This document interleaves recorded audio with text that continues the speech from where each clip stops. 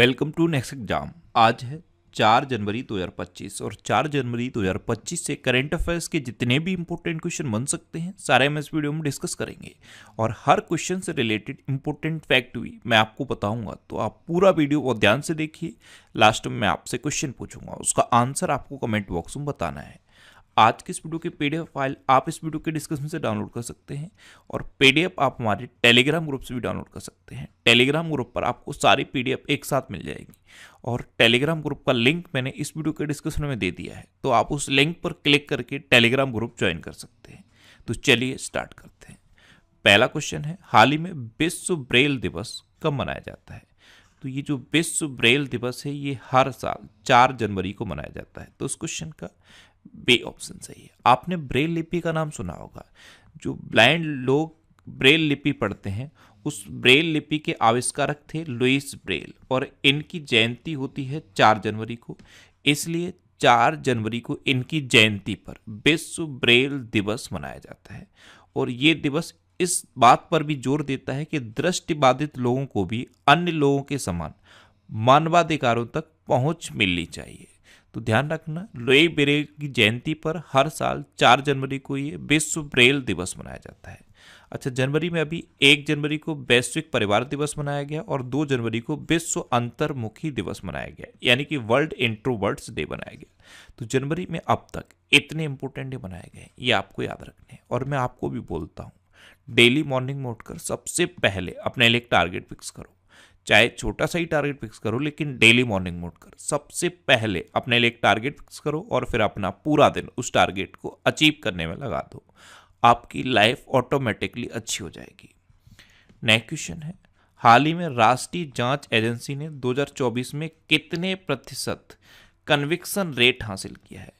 तो राष्ट्रीय जांच एजेंसी यानी कि एनआईए, नेशनल इन्वेस्टिगेशन एजेंसी, इसने 2024 में 100% कन्विक्शन रेट हासिल किया। तो इस क्वेश्चन का सी ऑप्शन सही है। 2024 में 25 मामलों में 68 आरोपियों को दोषी ठहराते हुए और 100% दोष सिद्ध हासिल किया है, यानी कि 100% कन्विक्शन रेट एनआईए ने हासिल किया।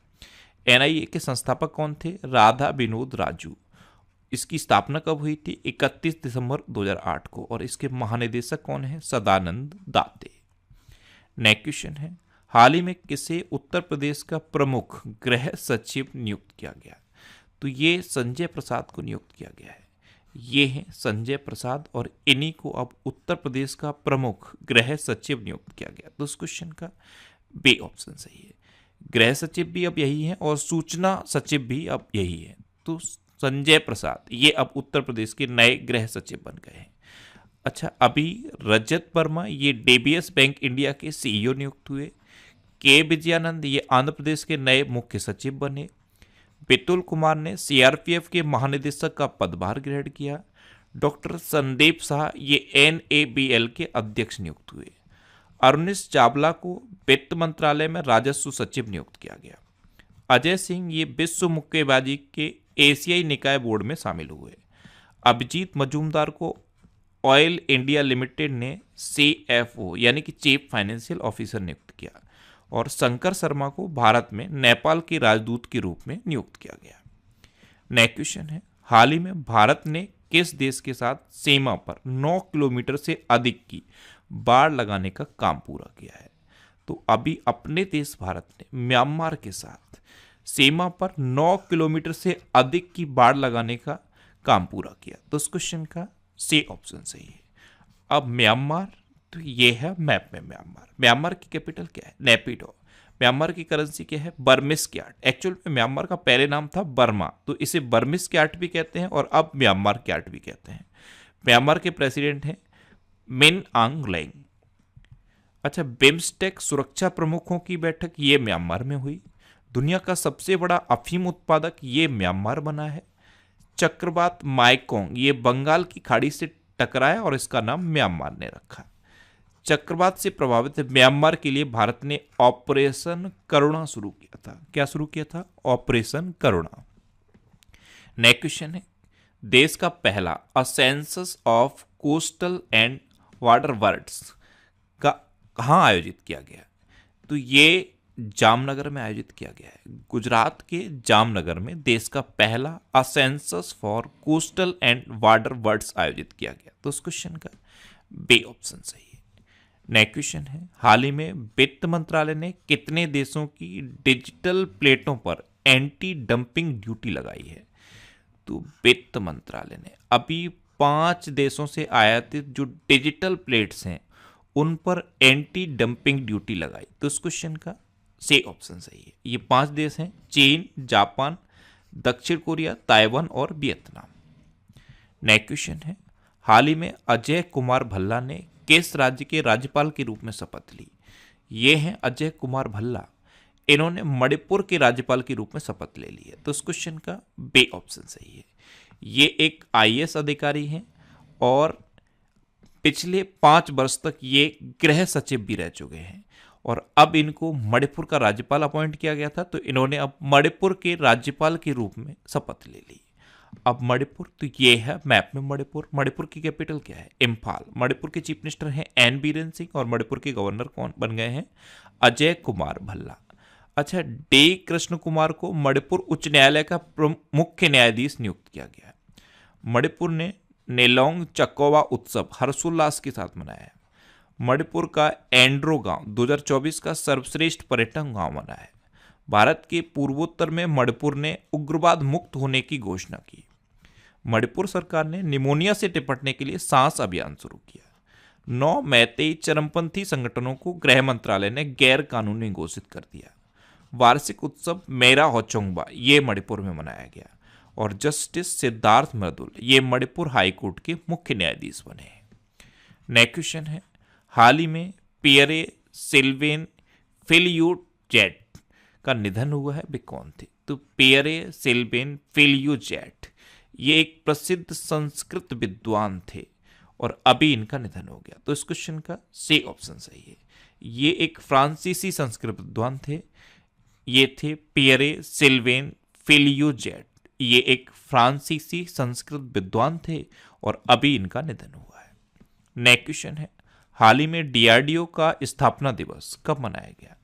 तो ये अभी 1 जनवरी को मनाया गया। एक्चुअल में डीआरडीओ की स्थापना हुई थी 1 जनवरी 1958 को, इसलिए अभी 1 जनवरी को डीआरडीओ का स्थापना दिवस मनाया गया। तो उस क्वेश्चन का बी ऑप्शन सही है। डीआरडीओ की फुल फॉर्म पता है क्या है? Defence research and development organisation. Next question है, हाल ही में कहाँ के वैज्ञानिकों ने गन्ने के रस का पाउडर तैयार किया है? अभी तक आपने दूध का पाउडर तो देखा था, अब गन्ने के रस का पाउडर भी तैयार हो गया है, यानी कि उसे आप पानी में घोलो और सेम आपको गन्ने के रस का टेस्ट मिलेगा। तो ये कोयम्बटूर के वैज्ञानिकों ने तैयार किया है। तो इस क्वेश्चन का सी ऑप्शन सही है। कोयम्बटूर के गन्ना प्रजनन संस्थान ने ये गन्ने के रस का पाउडर तैयार किया है। नेक्स्ट क्वेश्चन है, हाल ही में भोपाल गैस त्रासदी के 40 वर्ष बाद जहरीले कचरे को कहाँ पहुंचाया गया है? तो जो भोपाल गैस ट्रेजेडी हुई थी उसके 40 वर्ष हो गए हैं और 40 वर्ष बाद ये जो कचरा था, जो अभी भी जहरीला कचरा है, इसे 12 कंटेनर, बंद कंटेनर में सील करके एक जगह है थार जिले के पेथमपुर में जो औद्योगिक क्षेत्र है वहां पे पहुंचाया गया है। तो इस क्वेश्चन का बी ऑप्शन सही है। अब मध्य प्रदेश में ये पहुंचाया गया, तो मध्य प्रदेश की कैपिटल है भोपाल। मध्य प्रदेश के चीफ मिनिस्टर हैं डॉक्टर मोहन यादव और मध्य प्रदेश के गवर्नर कौन है? मंगू भाई सी पटेल। अच्छा, अमेरिकी अखबार वॉल स्ट्रीट जर्नल ने भारत के मध्य प्रदेश को वर्ष 2025 के लिए चर्चित वैश्विक गंतव्यों में मान्यता दी। 10वां अंतर्राष्ट्रीय वन महोत्सव ये भोपाल में शुरू हुआ। 1 जनवरी से भारत के इंदौर शहर में भिखारियों को भेंट देना अपराध होगा। मध्य प्रदेश में 66वें अखिल भारतीय कालिदास समारोह का उद्घाटन किया गया और पंकज त्रिपाठी को मध्य प्रदेश पर्यटन का चेहरा घोषित किया गया। बात मध्य प्रदेश की है तो मध्य प्रदेश में कान्हा, बांधवगढ़, माधव, संजय, पन्ना और सतपुड़ा नेशनल पार्क हैं। ये मध्य प्रदेश के इंपोर्टेंट नेशनल पार्क हैं। नेक्स्ट क्वेश्चन है, हाल ही में किस राज्य के वन विभाग ने महाभारत पर आधारित एक उद्यान विकसित किया है? तो ये उत्तराखंड के वन विभाग ने किया है। तो इस क्वेश्चन का ए ऑप्शन सही है। अब उत्तराखंड, तो ये है मैप में उत्तराखंड। उत्तराखंड की कैपिटल क्या है? देहरादून। उत्तराखंड के चीफ मिनिस्टर हैं पुष्कर सिंह धामी और उत्तराखंड के गवर्नर हैं गुरमीत सिंह। अच्छा, 10वीं विश्व आयुर्वेद कांग्रेस एवं आरोग्य एक्सपो का आयोजन देहरादून में किया गया। वरिष्ठ आईपीएस दीपम सेठ को उत्तराखंड का डीजीपी नियुक्त किया गया। उत्तराखंड में लोक पर्व इगास बग्वाल मनाया गया। प्रधानमंत्री मोदी ने एम्स ऋषिकेश में भारत की पहली हेली एम्बुलेंस सेवा संजीवनी का शुभारंभ किया। उत्तराखंड सरकार ने ऐतिहासिक संपत्ति क्षति वसूली अधिनियम लागू किया। उत्तराखंड सरकार ने सकल पर्यावरण उत्पाद सूचकांक का शुभारंभ किया। संरक्षण को बढ़ावा देने के लिए पहली पक्षी गैलरी ये उत्तराखंड में खोली गई और जोशीमठ का नाम बदल दिया गया है। इसका नाम बदल के अब ज्योतिर्मठ रख दिया गया है।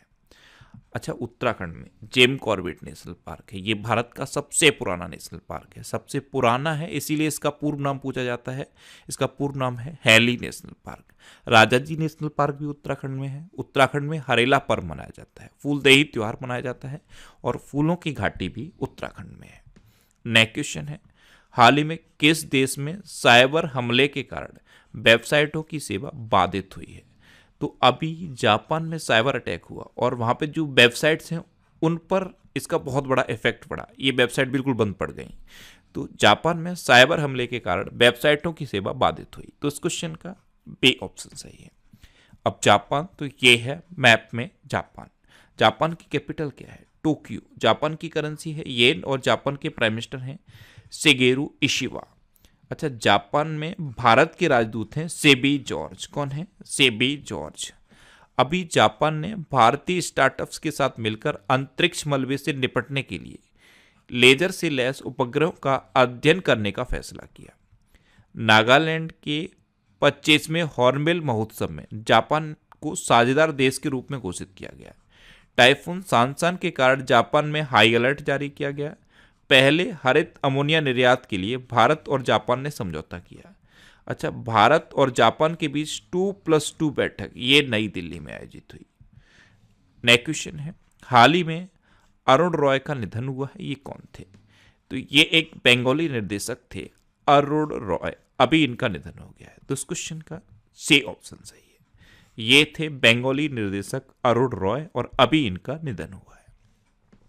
नेक्स्ट क्वेश्चन है, हाल ही में जारी रिपोर्ट के अनुसार भारत में ग्रीन हाउस गैस का उत्सर्जन कितने प्रतिशत घटा है?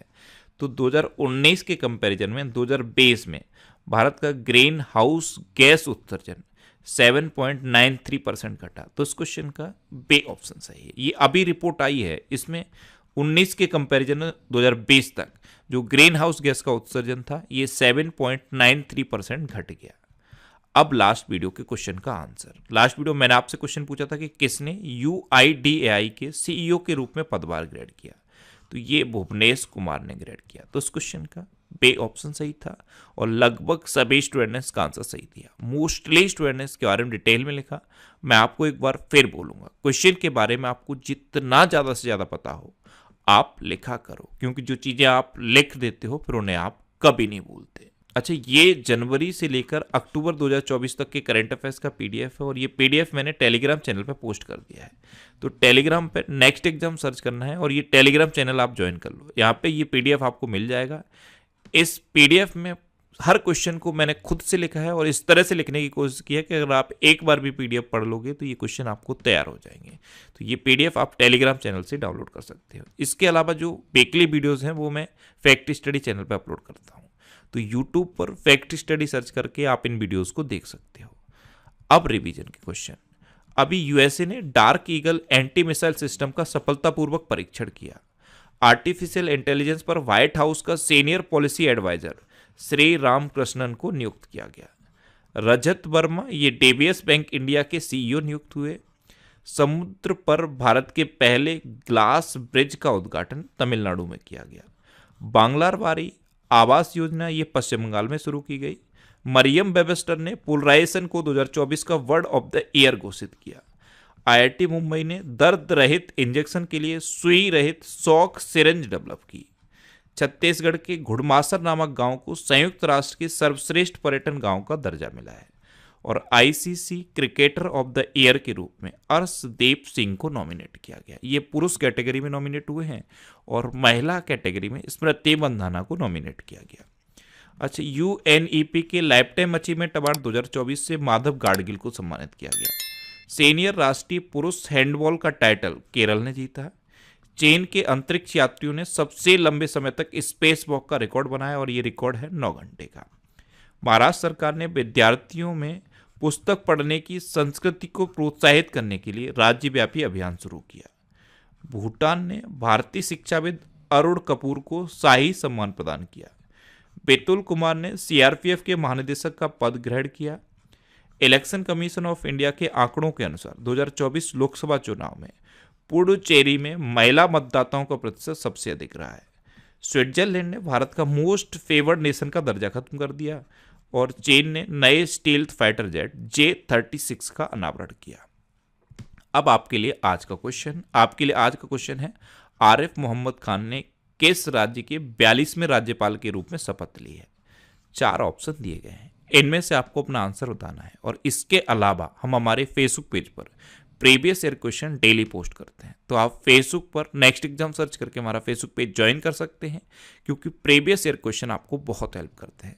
अच्छा, अगर आपको जेके के और क्वेश्चन की प्रैक्टिस करनी है तो ये जेके के 50,000 क्वेश्चन की बुक है। इसमें एनसीईआरटी बेस्ड और प्रीवियस ईयर के कॉम्पिटिटिव एग्जाम पर बेस्ड 50,000 जीके के क्वेश्चन हैं। इस बुक का लिंक मैंने नीचे डिस्क्रिप्शन में दिया है, उस लिंक पर क्लिक करके आप इस बुक को ले सकते हो। अच्छा, अगर आपको कभी भी किसी क्वेश्चन में कोई डाउट होता है या आपको अपने करियर से रिलेटेड भी कोई प्रॉब्लम है, तो आप इंस्टाग्राम, फेसबुक और एक्स पर इंद्रेश आरसी सर्च करके आप मेरे साथ जुड़ सकते हैं और कोई भी डाउट, कोई भी confusion without any hesitation discuss कर सकते हैं। तो ये था आज का हमारा करंट अफेयर्स का वीडियो। आपको ये वीडियो कैसा लगा प्लीज कमेंट बॉक्स में जरूर बताना। और अगर अभी तक भी आपने हमारे इस चैनल को सब्सक्राइब नहीं किया है तो इसे आप सब्सक्राइब कर लीजिए। आपको इस चैनल से निश्चित ही मदद मिलेगी। जब भी आपसे सब्सक्राइब करेंगे तो बराबर में एक बेल आइकन बन के आएगा, आप उस बेल आइकन पर जरूर क्लिक कर लें, जिससे कि आपको डेली मॉर्निंग में करंट अफेयर्स की वीडियो मिलती रहे। Next exam always with you. Thanks for watching.